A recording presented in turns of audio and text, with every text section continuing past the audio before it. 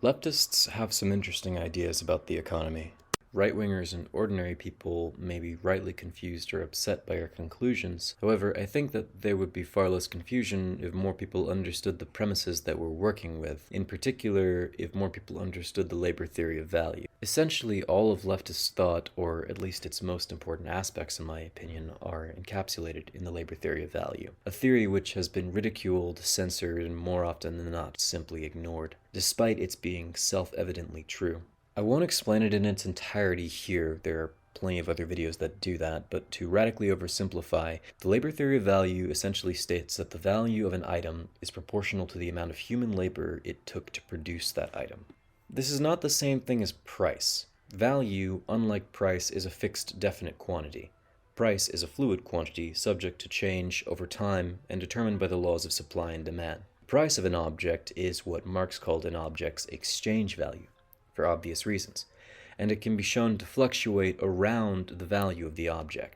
However, neither value nor price are the same as an object's use value, which is the aspect of the object which makes it useful. A hammer is a use value because you can hit things with it. However, this does not determine its value.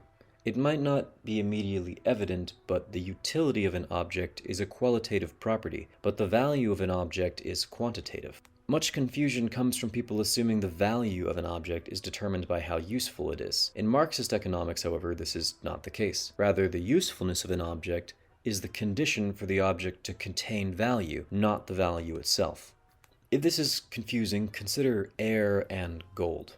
Gold is not very useful. It has interesting chemical properties, but ultimately my shoes are far more useful than any amount of gold I could have. You might say a large amount of gold is actually incredibly useful, but what you mean to say is that you could exchange it for any assortment of other things which are more useful. In other words, not the gold itself. Even so, gold is incredibly expensive. On the other hand, air has a seemingly infinite use value, for obvious reasons. Yet I don't pay anything for air. This clearly contradicts the notion that an item's value is determined by how useful it is, but it makes perfect sense if value is proportional to the amount of labor it took to produce the item. Gold is very difficult to procure. There isn't much of it, and it needs to be dug up and refined. On the other hand, air is always just kind of there, floating in the background. The price of air is the effort it takes to inhale. That's where I'll stop for now so I don't embarrass myself, as I'm not an economist, and as I said earlier, there are plenty of other resources that would explain it better than I can. The very first chapter of Capital goes over this topic, and I'll link to some videos in the description. Instead, I'd like to explain how a leftist influenced by the labor theory of value might think about the economy, or at least how I've started to think about the economy. Most people believe we have money in order to facilitate the exchange of goods and services. However, via the labor theory of value, this can be shown to be only half true. It's clear what a service is, but what is a good? I contend that there are only services. Goods are nothing more than services in disguise, services which, to use Marx's language, have congealed into an object. In Capital, at the beginning of the section entitled The Fetishism of the Commodity and Its Secret, Marx writes, "A commodity appears at first sight an extremely obvious, trivial thing, but its analysis brings out that it is a very strange thing, abounding in metaphysical subtleties and theological niceties." Let me paraphrase that using a modern analogy. Commodities are Horcruxes. I personally don't really care for Harry Potter. I don't wish to be lumped in with these people, but this is a very fitting analogy. A Horcrux is a physical object which contains part of a person's soul. In the movies, Harry has to destroy each Horcrux in order to kill Voldemort. And yes, as research for this video, I did watch all of them. They met my expectations. A commodity is similar in that it contains the value you put into it, the value which could only be created by your activity, which took time out of your life. It contains part of your life. It contains part of what defines you as you after the fact. This might not immediately make sense because we barely identify with our activities anymore, even though we need to in order to make sense of ourselves. Everyone will know what the existentialist means when they say, "You are what you choose to be," or "You are your choices." Everyone understands Aristotle when he says, "You are what you repeatedly do," and Jung when he says, "You are what you do, not what you say you'll do." And when I act, or rather when I work, I do so in order that my action results in a particular object. My action has congealed in the object. Thermodynamically, my actions are even recoverable from the object, because the information I create through my action cannot be destroyed. Some may object and say, you are more than just your work. This is certainly true. I have dreams and aspirations just like every other person, but in every way that I am interesting, in every way that I am important, I am doing something. I am producing something which in some way affects the world. If I never act on my dreams and aspirations, are they really a part of me, or are they something I want to be a part of me? In Existentialism as a Humanism, Jean-Paul Sartre wrote that the genius of Proust is the totality of the works of Proust. The genius of Rakin is the series of his tragedies, outside of which there is nothing. Why should we attribute to Rakin the capacity to write yet another tragedy, when that is precisely what he did not write? In life, a man commits himself, draws his own portrait, and there is nothing but that portrait. No doubt this thought may seem comfortless to those who have not made a great success of life. On the other hand, it puts everyone in a position to understand that reality alone is reliable. What we mean to say is that a man is no other than a series of undertakings, that he is the sum, the organization, the set of relations that constitute these undertakings. In that sense, I am mostly my work, even if it doesn't feel like it. The feeling of hugging my friend 2 nights ago is much more apparent in my mind than the memory of working the drive-thru. But in the drive-thru, I interact with hundreds of people every day. My effect on the world is greater. I am, first and foremost, my work, at least to far more people. While I was writing this, I had an epiphany. Capitalism really benefits from the Cartesian metaphysics, the idea that fundamentally I am a ghost in a body. This doesn't make sense for a variety of reasons, but from a purely practical perspective, it leaves out everything interesting about a person. It gives no information about that person. It de-individualizes them via its radical individualization. Because I'm more than just my body and my soul. In fact, I don't even think the concept of a soul is coherent. I am what I do, at least in a very significant way. If I had made different choices, I would be a different person. Furthermore, despite Cartesian dualism being everyone's default metaphysics, everyone kind of understands this, at least linguistically. You would never answer the question, who is that man, by saying, that is a spirit residing in a body. Not because this is obnoxiously flowery, but because that doesn't tell me anything. I know nothing of a man if I only know his name is Jacob. Instead, you'd probably tell me what he does. He's a mechanic. I have 2 jobs currently, so I will provide 2 examples. I work at Starbucks, and as a lab assistant at a university. Fitting for a Marxist, I know. I'm as original as I am capable of uploading on a regular schedule. If you live near me, it's entirely possible that I've made you a latte sometime in the last year. Currently, a latte from Starbucks costs around $6, which is strange when you consider that an entire gallon of milk costs less. A grande holds 16 ounces. In other words, a gallon is equivalent to 8 grande cups. It's even stranger when you consider that a 1 kilogram bag of coffee contains enough grounds to pull slightly more than 140 shots of espresso. There's a discrepancy here. Why can Starbucks charge more for a latte than it costs to buy the constituent parts of a latte? If all you need for a latte is milk and coffee, why do people go to Starbucks? Well, if you only understand a product in terms of its material components, this doesn't make sense. But if you understand a product as a vessel containing values, as a Horcrux, you can see that a latte is no longer just milk and coffee. You aren't buying milk and coffee. You're buying milk and coffee plus the labor it took to transform those into a latte. The labor has crystallized into the latte. It goes deeper. It might seem that a latte is a combination of goods and services, the goods being milk and coffee and the services being their assembly. But this ignores how the milk and coffee got their values. Consider the espresso beans.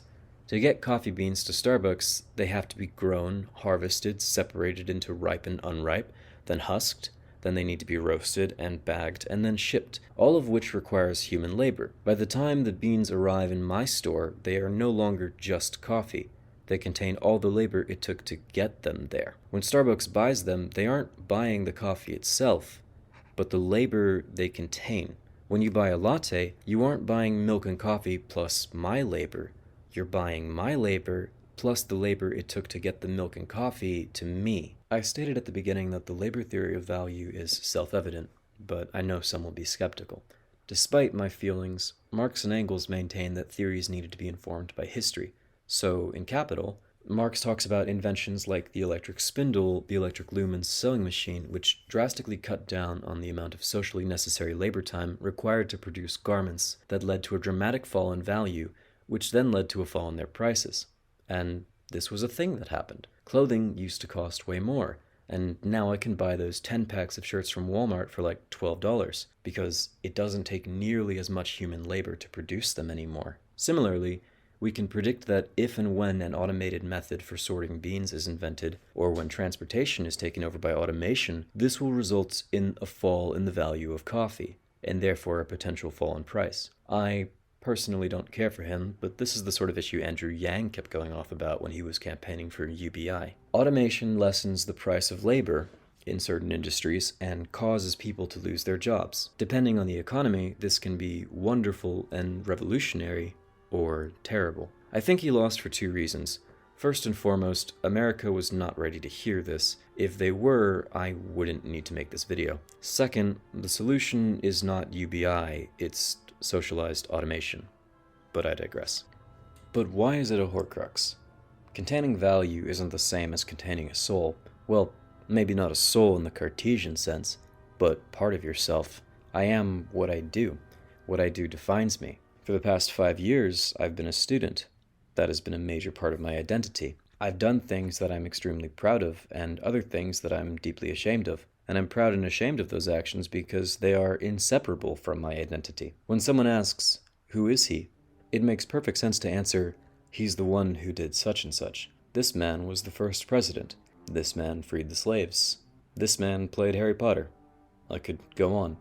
As a quick aside, when I was writing this, I realized that this applies equally to nations and institutions. America, for example, is not this landmass. It is everything that has happened on this landmass. Amazon isn't the Amazon warehouse. It's the totality of Jeff Bezos' sins. Let me use an example for my other job.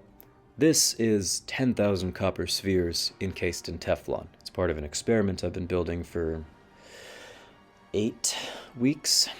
It might not seem like much, but each sphere needs to be placed exactly 0.5 millimeters away from its neighboring spheres, then precisely cut. It took fucking forever, and frankly I'm not sure it's even going to work. It's supposed to be dense, which it is not, whilst also being random, which it is not. My point is, I can now define myself as the one who built this, and will be defined as such in the paper we publish if we succeed. Simultaneously, at the time of writing, this object could not have come into existence without me. Its existence presupposes me. That might change in the future if an automated method to produce these is invented, but at the time of writing, no such method exists. Back on my side, I now need this object to define me. Part of myself is wrapped up inside it. I don't mean to sound flowery, but if I told you who I was without telling you about this, I wouldn't be giving you the whole picture. Now, I never give the whole picture when I tell someone who I am. To do so would be to write an autobiography, but an autobiography would be incomplete if I didn't mention this. It contains part of my essence, around 2 months of it to be precise. It's a Horcrux.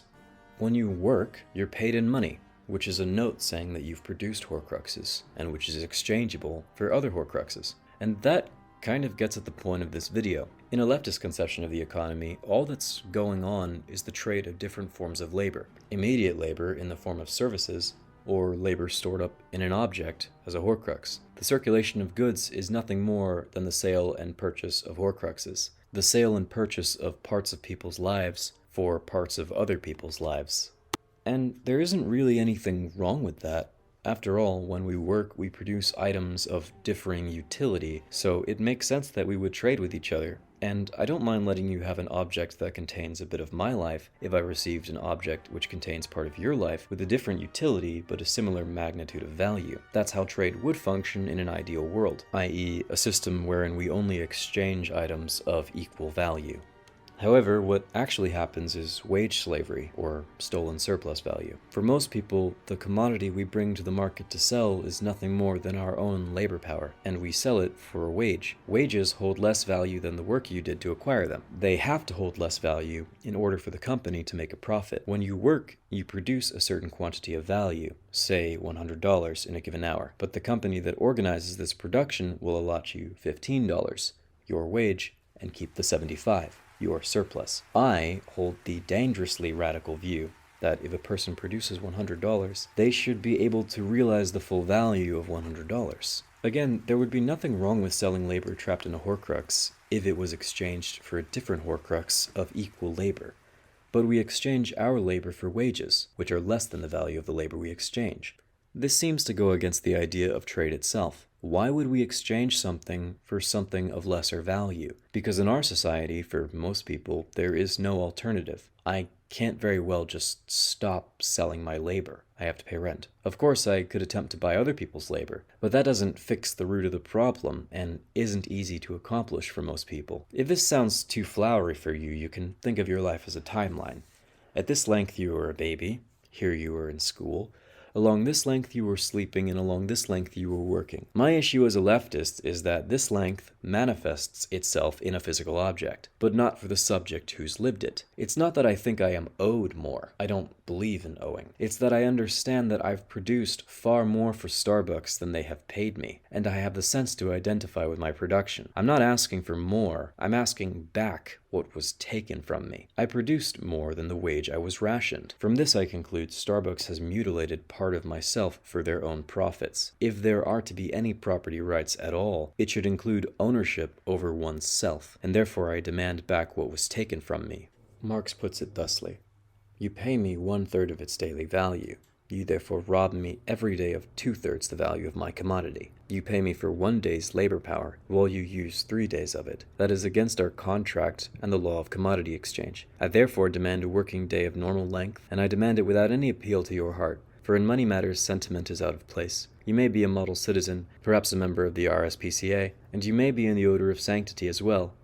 But the thing you represent when you come face to face with me has no heart in its breast. What seems to throb there is my own heartbeat. I demand a normal working day because, like every other seller, I demand the value of my commodity.